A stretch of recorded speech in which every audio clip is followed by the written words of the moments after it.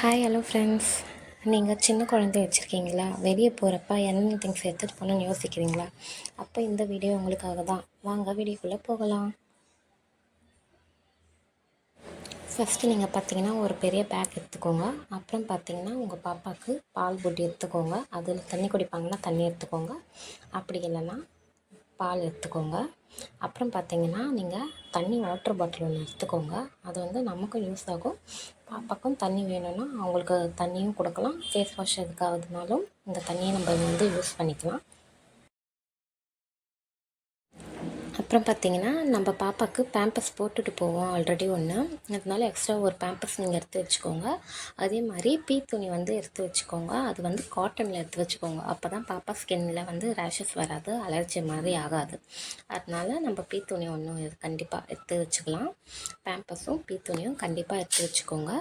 இதை வந்து மறந்துடாதீங்க. மெயினான திங்ஸில் வந்து இதுவும் ஒன்று.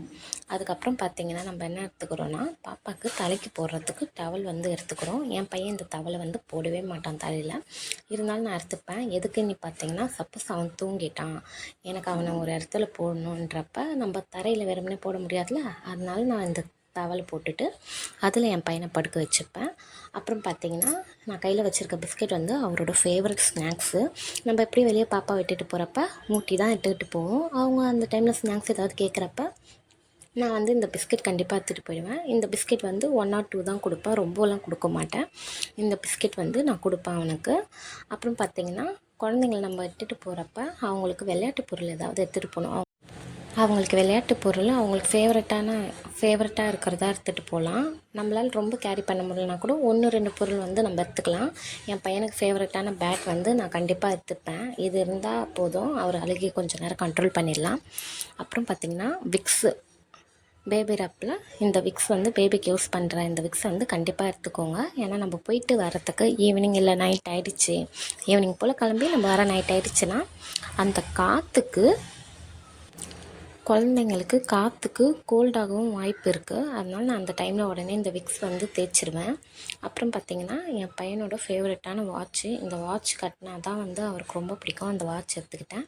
அப்புறம் பார்த்திங்கன்னா ஒரு சீப் ஒன்று வந்து எடுத்துக்கிட்டேன். சீப் எதுக்காக எடுத்துக்கிட்டேன்னா, அவருக்கு லாங் ஹேரு, அதனால் வந்து வரப்போ ஒரு மாதிரி இதுவாகிடும்ன்றதுக்காக, கலைஞ்சிரும்ன்றதுக்காக எடுத்துக்கிறேன்.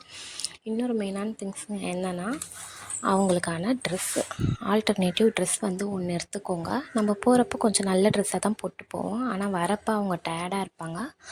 அதனால் அவங்களுக்கு என்ன ட்ரெஸ்ஸு கொஞ்சம் கம்ஃபர்டபுளாக இருக்கோ, வீட்டில் நம்ம நார்மலாக போடுற மாதிரி ட்ரெஸ்ஸே கூட நம்ம போட்டு விட்டுட்டு வரலாம். ஏன்னா பேபியோட கம்ஃபர்டபுள் தான் வந்து நமக்கு ஃபஸ்ட்டு, அதுதான் மெயினு. அப்போ தான் அவங்க ஃப்ரீயாக இருப்பாங்க. அப்புறம் அதனால் அந்த ட்ரெஸ் எடுத்து வச்சுக்கோங்க. அப்புறம் பார்த்திங்கன்னா நான் ஒரு பென் எடுத்து வச்சுக்கிறேன். இந்த திங்ஸ் இருந்தாலே போதும் ஃப்ரெண்ட்ஸ், நம்ம பாப்பா வெளியேட்டுட்டு போயிட்டு நம்ம டென்ஷன் இல்லாமல் வரலாம். இந்த மாதிரி வீடியோஸ் உங்களுக்கு வேணும்